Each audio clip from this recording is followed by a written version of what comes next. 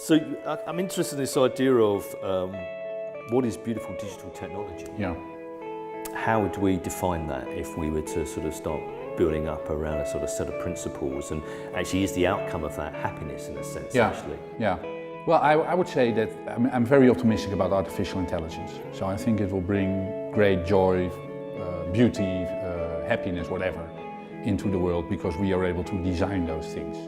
It seems to me this idea that business has a responsibility, and that this idea of legacy and being a good ancestor, which perhaps even from a South African perspective has more resonance, I don't know. Perhaps it's something that we've lost in the West in the idea of how businesses operate. Combining the other piece, the self-interest, with caring for others has not really been part of our education in how to conduct ourselves in business, whether it's through formal education or in business culture.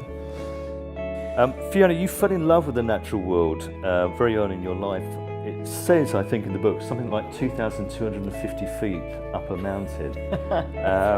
An epiphany that shaped your life in many ways. Could you just explain to me kind of what happened up that mountain? Well, in a way, I think it was a culmination of things because I was a free-range child. My father, in particular, was absolutely passionate about walking and climbing and taking us 5 girls, endlessly out into the countryside. But when I was 7, he said, right, we're going to climb our first mountain.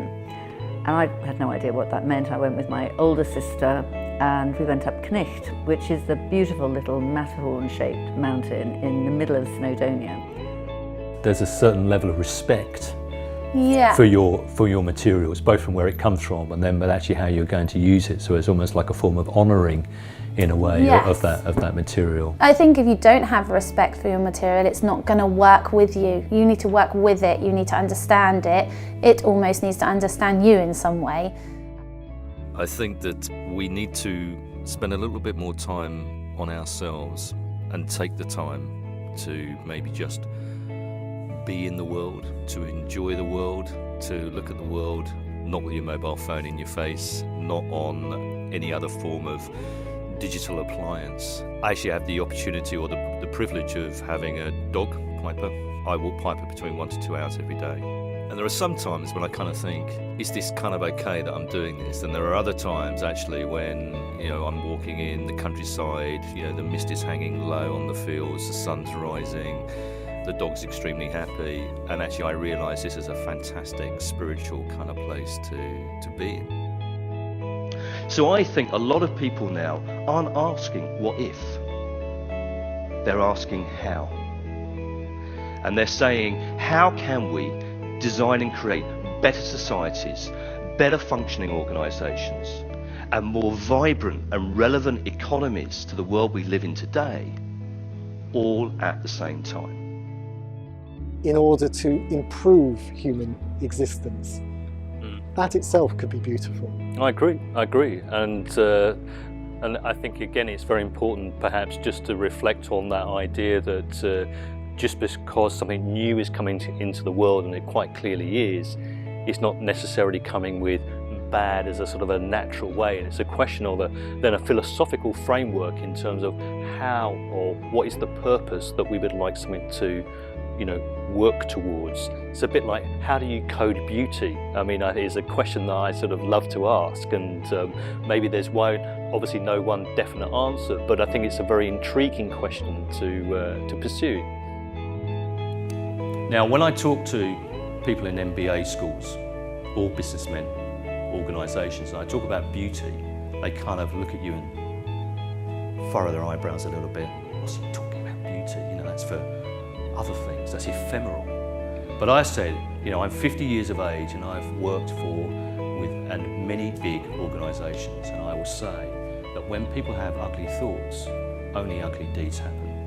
Whereas actually to create things of enduring beauty takes a lot of hard work.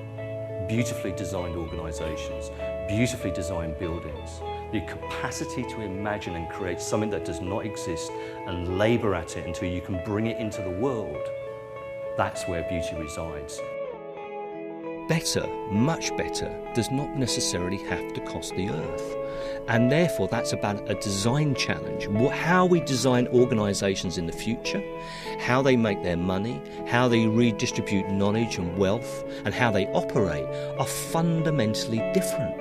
And so in fact what I think really upsets me at the moment is when we look at so much sort of cutting, even if you say look at something like the NHS, National Health Service, the National Health Service in Britain, we could actually be thinking about a very different way in terms of how we design that. So actually we build and design more sustaining, more agile, leaner running organisations, but that doesn't necessarily mean it has to be done on the cheap. So what advice would you give for picking an area to focus on? Well, I think you have to follow your heart. And I think that I know it sounds terrible for me, sort of, when I'm introduced to saying I've designed everything from books to businesses, but the reality is that's been my life. You know, I was trained as a typographer, graphic designer. I've worked with some great contemporary artists, working on their work with them and bringing those things to life. And then sort of later in my career, ended up sort of working with entrepreneurs and startups in terms of actually thinking about the design of their business. What would it look like? And, you know, so I just followed my heart. You know, I could have stayed as a typographer and a graphic designer, but for whatever reason, there were other questions that I wanted to answer. And maybe my answer to you would be, you just have to follow your instinct, which is where does the biggest question lead you to, you know?